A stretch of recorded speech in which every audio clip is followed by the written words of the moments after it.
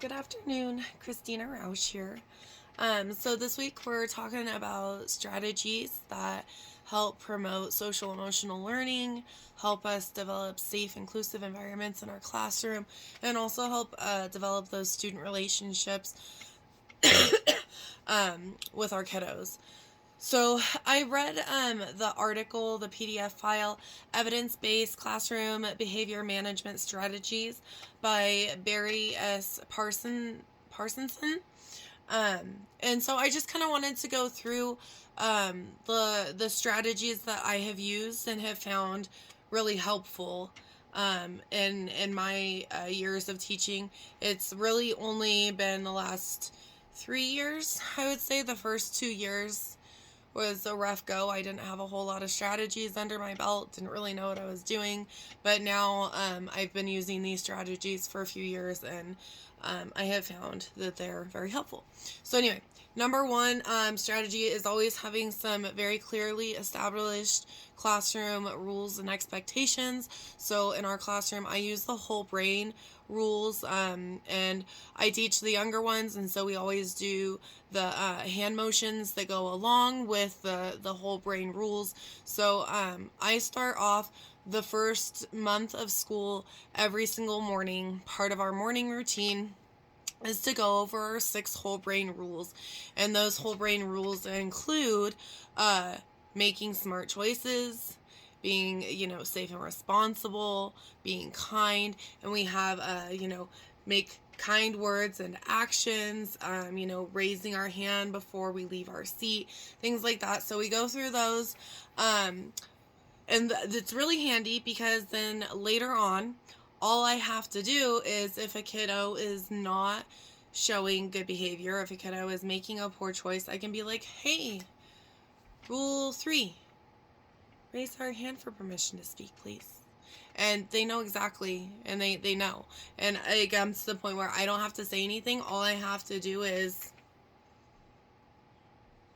and they know that they need to stop. So that's one strategy, is just really having those rules clearly founded. Your kids know them, and they know what the expectations are. So something that was in the PDF file was also, it included like a wall chart, and let me just pull it up. It like included a wall chart that gives very clear examples to students of what respect others looks like, of what problem solving, solve problems responsibly looks like, and how managing yourself looks. So I think that actually next year, I think I'm gonna make this wall chart and put this up as well. So anyway, strategy 1, having really good rules and expectations that all the students know. Number 2, routines and consistency. Oh, the thing about the rules, forgot. If you have rules, being consistent about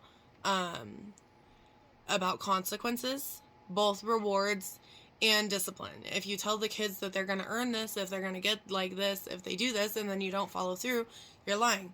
And the same way goes if you tell a kid, hey, you need to raise your hand for permission to speak, or you need to raise your hand for permission to leave your seat, or you need to be using kind words and actions, and the same kid keeps breaking that rule, and eventually as a teacher you kind of just get worn out, and you're just like, whatever, they're not hurting anybody usually. But you can't, because you have to be consistent. Otherwise, the other kids in class see if you're not consistent, and it falls apart. So rules and consistency with those rules. And then the follow-up to that strategy too is also having routines in the classroom that you follow, like daily schedules. We always have the same morning routine where we go over the calendar, we go over our morning rules, we do our shout outs, I do our awards, things like that. So just having like a consistent morning routine, and also like a consistent routine throughout the day so that they know what is happening, and putting transitions. So for example, like, you're going to be switching from doing, reading into, we're going to work on some writing task now.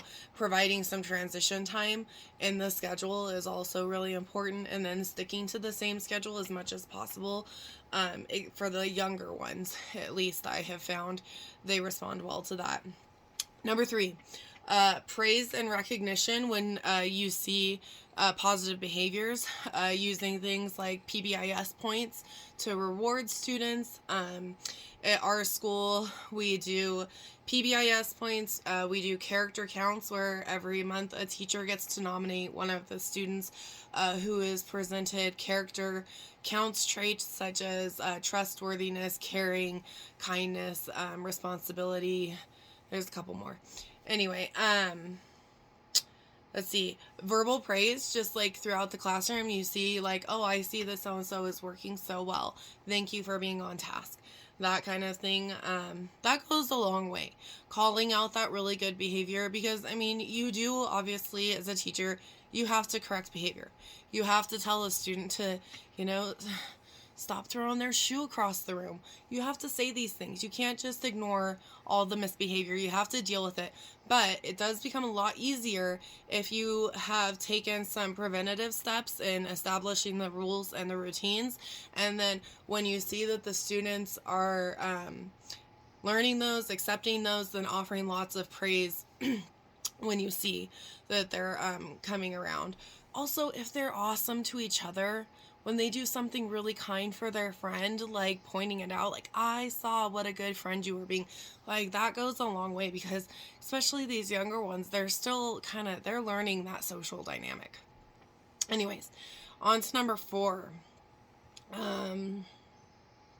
Task monitoring. So kids are working on stuff in the classroom, and it can be kind of easy to get sucked in with the kids that are struggling the most, and like you give your time to those ones to get them through the task. But it is really important, though, that they get their support, but also that there is monitoring going on around the whole classroom, that you're going to your super high achievers and giving them some enrichment opportunity, or maybe you're pulling some of those high achievers to help some of your strugglers with the task.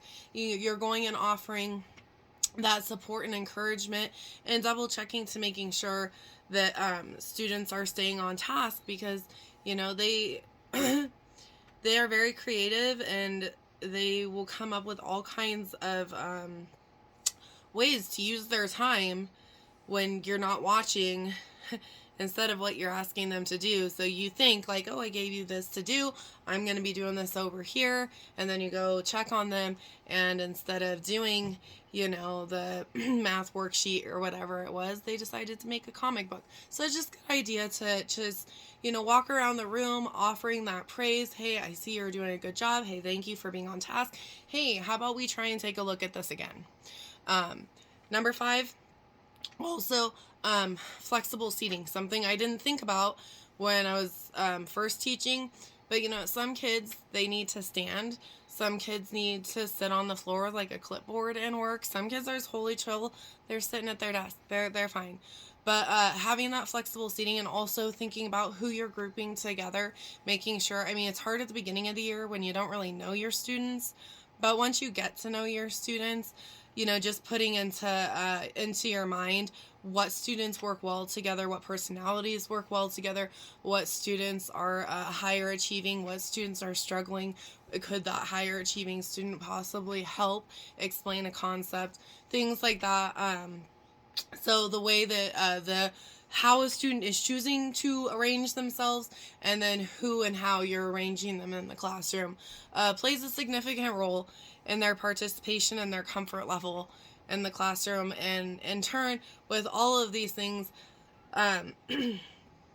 you're still going to have issues and behavior stuff happen.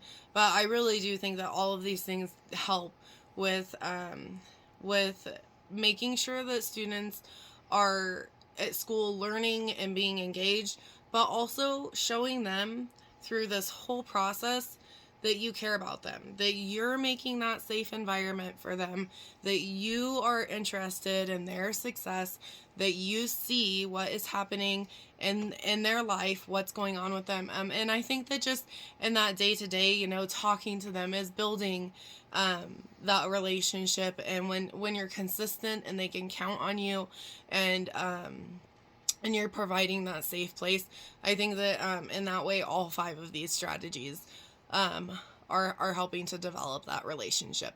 So anyways, hope you guys have a good week, and I look forward to hearing about the strategies that you guys like to use.